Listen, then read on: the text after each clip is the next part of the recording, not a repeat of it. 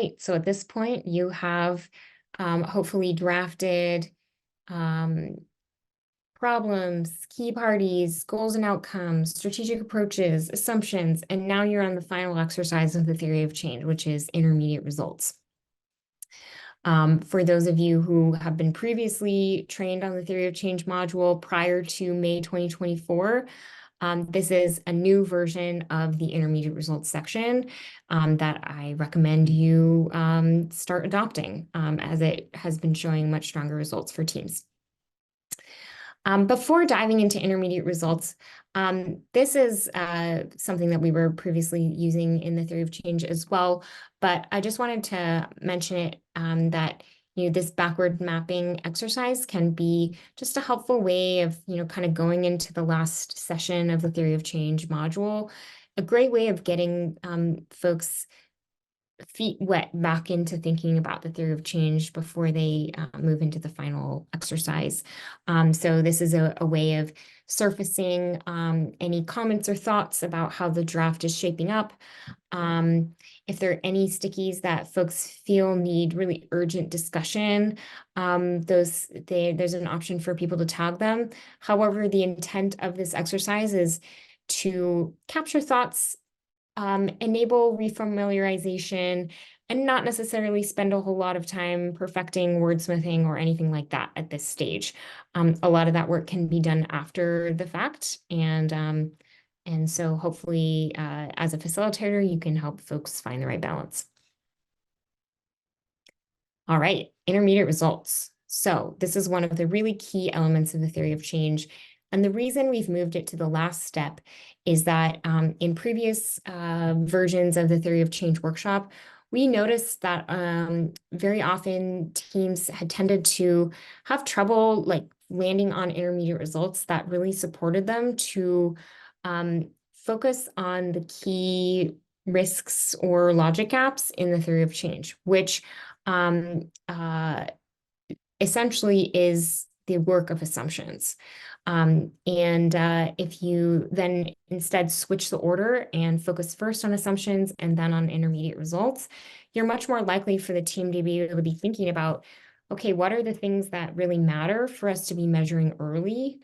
And that would actually give us a meaningful sense of increased confidence as we're moving through our work. So another way to think about it is if we are achieving this intermediate result, we are simultaneously validating the key assumptions associated with a certain strategic approach in our theory of change. And that is such a powerful model. We felt like switching the order could really be a game changer for teams. So a little bit about intermediate results, the context here. This is a panel that you might have seen as part of the outcomes exercise on day one, but just a reminder that we're really orienting towards trying to think about outcomes or results versus outputs or stuff that you do, activities. And that's because very often, this is an important reminder because so many teams have a lot of outputs included in their intermediate results, which can be okay if those outputs actually represent a real risk to the team. And by that, I mean, if there's uncertainty that they will be able to achieve those outputs, that IR is working hard for them, right? Because it's helping them gain confidence and validate a risk or assumption as they're doing that work. If instead, though, the output is something that the team has full control over producing themselves, that intermediate result, all it does is give the team an indication that they're doing hard work, which everyone at the Nature Conservancy is doing hard work.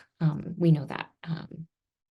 So we really want to pick IRs that go one step further and push us to be measuring what is the result of our work that we're driving towards, and are we achieving that outcome?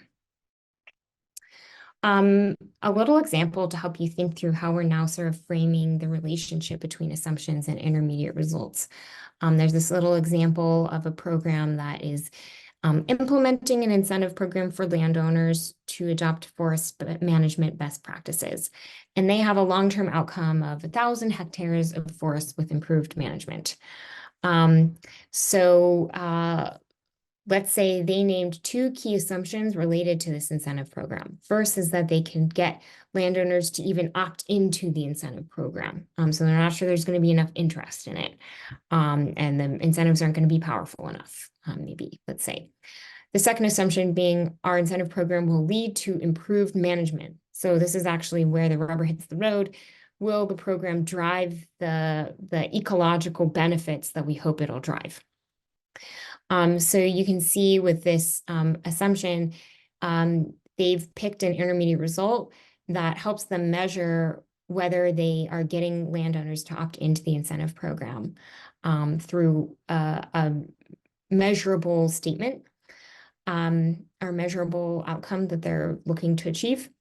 And then the second assumption, they're looking for a percentage of landowners who adopt a key set of forest management best practices as a result of the program.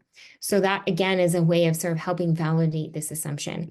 And maybe it's not, in either case, a definitive measurement, but it will go a long way towards helping the team feel like this assumption is a good assumption to make. And so as they achieve it, they will be really gaining confidence that the logic chain of the strategic approach to the outcomes is playing out as they expect. A couple of examples of IRs that would be less useful for this team. Incentive program developed and launched. This is a classic output, right? Where the team really, there's not really much risk that the team can do this because they have full control over it. This assumption and this IR push a little bit further to what the outcome is of developing and launching that program, getting people opted into it. And then this one just basically takes this outcome and splits it in half, which doesn't give you any more information about whether the team is on track to their strategic approach than you get just by measuring the outcome itself. So while it would be a great indicator to the team that they are on track towards the outcomes, it might not be the earliest indicator or the most powerful indication that the logic of their theory of change is sound. So always useful to measure towards outcomes, and our IRs can work harder for us than simply, being a portion of the outcome. Okay, so once you've sort of, and I do recommend taking some time to like talk about IRs with the team, because this can be like a slightly different way of thinking about it.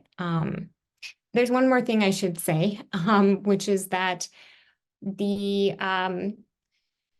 theory of change workshop is the first time the team has likely had a conversation, if they're following the conservation by design approach step by step. They may not yet have had a conversation about intermediate results. This is the first one. A strong intermediate result is a lot more things than what I've just described. They need to be measurable, they need to be time-bound, specific, well understood by the team, feasible to achieve and measure in a time frame that is, that gives them an early indicator of the outcomes. And all of those things, it's a lot to put on the workshop, the theory of change workshop. So what we've done is we've really focused this exercise on trying to help teams get to the right sort of theme for the intermediate result or first draft intermediate result.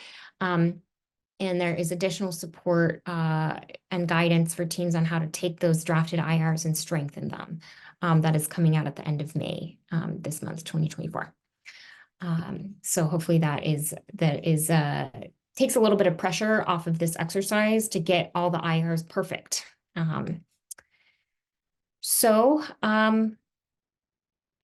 Okay, there's a few typos in here. Sorry about that.